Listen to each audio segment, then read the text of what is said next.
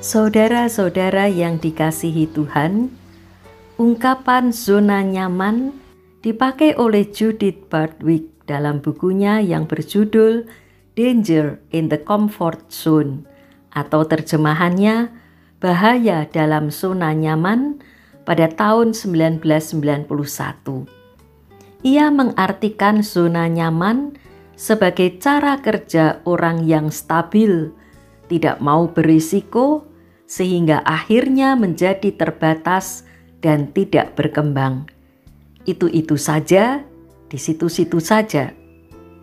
Kemudian kata zona nyaman semakin luas dipakai untuk menunjuk pada situasi yang nyaman, yang sudah terbiasa sehingga orang pun merasa aman. Ketika diminta keluar dari zona nyaman, banyak orang tidak mau atau tidak berani. Sebaliknya, kalau ada orang lain mengusik zona nyaman seseorang, orang itu bisa marah karena apa yang sudah biasa dilakukan selama ini tiba-tiba dipertanyakan dan ingin diubah. Saudara-saudara yang dikasihi Tuhan, seperti itu juga kehadiran Yesus yang mengusik zona nyaman para pemimpin agama Yahudi. Yesus mengkritik mereka, berdebat dengan mereka, bahkan menentang peraturan keagamaan yang dinilai tidak manusiawi. Kemarahan mereka berpuncak saat Yesus menyatakan dirinya sebagai anak Allah. Dalam Injil Yohanes pasal 10, digambarkan Yesus hendak dilempari batu.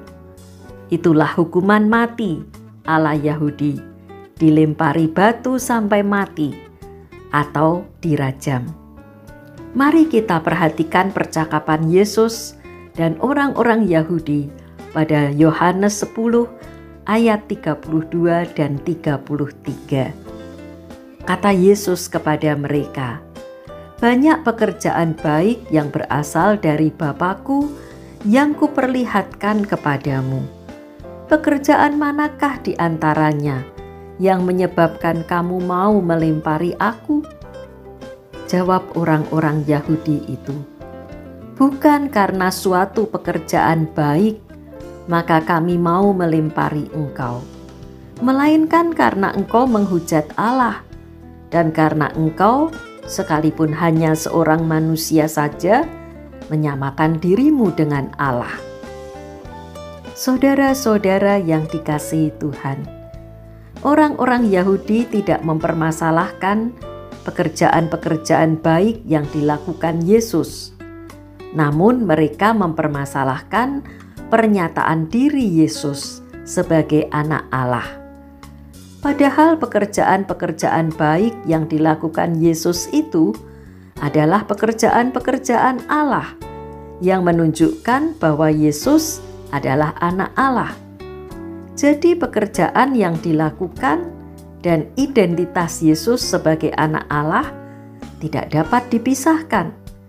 Inilah yang tidak dimengerti oleh orang-orang Yahudi yang terus mengincar nyawa Yesus.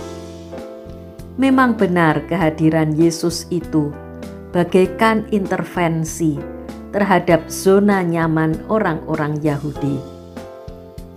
Apa yang selama itu mereka lakukan dan percayai sebagai kebenaran, tiba-tiba diusik oleh Yesus yang berbeda pandangan, karena Yesus adalah anak Allah yang menyatakan kehendak Bapanya. Apa yang selama ini mereka praktikkan dalam kepemimpinan agama Yahudi, kekuasaan para pemimpin Yahudi yang merupakan zona nyaman mereka, diusik oleh Yesus. Maka mereka marah dan berusaha membunuh Yesus.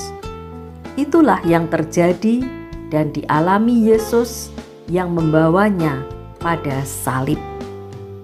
Saudara-saudara yang dikasihi Tuhan, saat ini kita mendekati akhir dari masa Prapaskah.